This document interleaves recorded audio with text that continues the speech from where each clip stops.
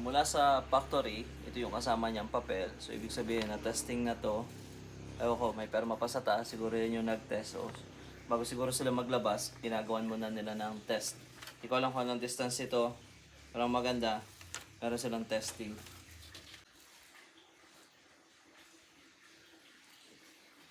Medyo mahangin lang talaga. Kitang-kita naman natin dito sa ano. Pati yung target natin, umaalon.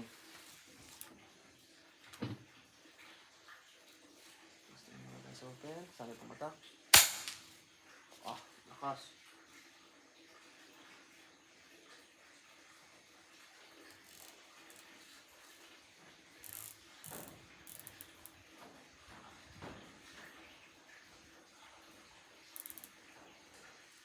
Ayun. Malakas. Parang gusto ko siyang lagyan ng silencer. Lakasan ako.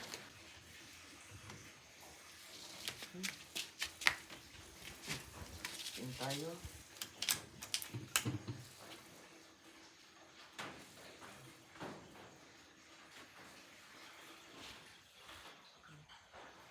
Dito naman tayo sa...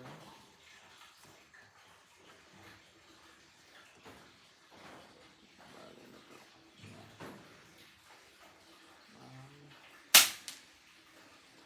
Sa ibabaw.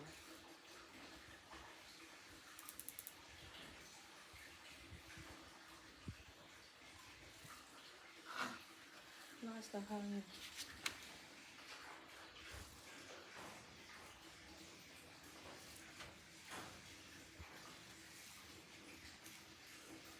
Dito lang nga lang sa taas ito. Ooh! Nice! Matakas kayo sa consumption. Okay lang din sa consumption. Pero nice. Ayos, ayos.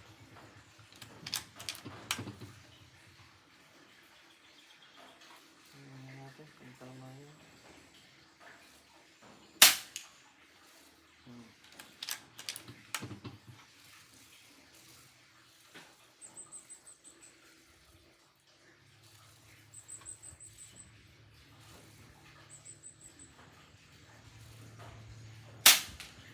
Oo.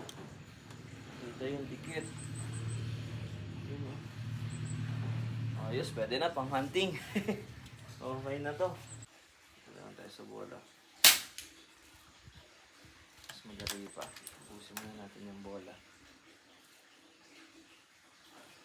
Ito, hindi ko matira kasi may kawayan.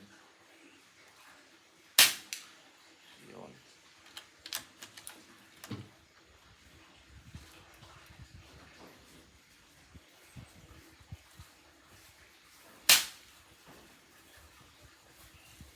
Pabalik naman ang hangin. Kaliwa naman. Hindi, ano. Kabila naman ang hangin.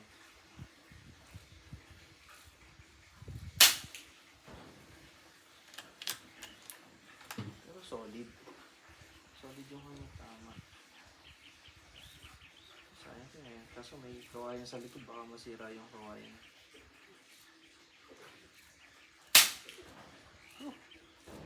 Nice! Ayan guys, nakita naman natin yung kanyang performance at maganda naman talaga. Maganda rin yung design nito. Brand new natin to nabili. Naka-sale price din ito nung mabili natin kaya hindi siya umaabot ng 110 to 120k. Nabili natin to ng mas mababa kaysa sa original price. Pero dahil nga ito ay demo unit, meron siyang counting scratches. So, ang demo unit yung ginagamit kapag may tumitingin ng mga samples. So, ayan yung mga scratches niya. Medyo parang tuldok. Siguro sa patungan lang yan. So, sa display lang. Tapos, yung isa pa, ito, yan may. Sa ilalim yan ng handle, ng grip. So, kapag ganyan, ako mismo nagiging maselan. So, hindi ko na rin siya ibebenta ng mataas. Balik puhunan na nga lang, medyo palugi pa. Kasi sasagutin ko pa ang shipping fee. So, kung interested po, ibibigay lang po natin yan ng 78 kasama ng shipping fee. PM lang po. Salamat! Eto guys, pakita lang natin yung sinasabi natin na scratches. So, ito yung isa. Ito pa. Tapos dito sa may dulo. So, siguro sa patungan lang talaga to. Tapos dito naman sa part na to, sa may ilalim ng kanyang trigger guard. Ayan yung maliit na yun na maputi sa mismong sentro. So, yun lang. Minor scratches sa ilalim. Dito sa dulo. Siguro dahil pag pinapatong. Ayan. So, ayan. So, yun lang. So, kung interested kayo, yan, wala siyang iba dito ang scratches. Dito sa ibabaw, siguro, sasabi natin kapapatong lang ng mga face. So, ayan po. Kung interested po, PM lang po. 78 po. Okay na sa akin. Medyo lugi, pero okay lang.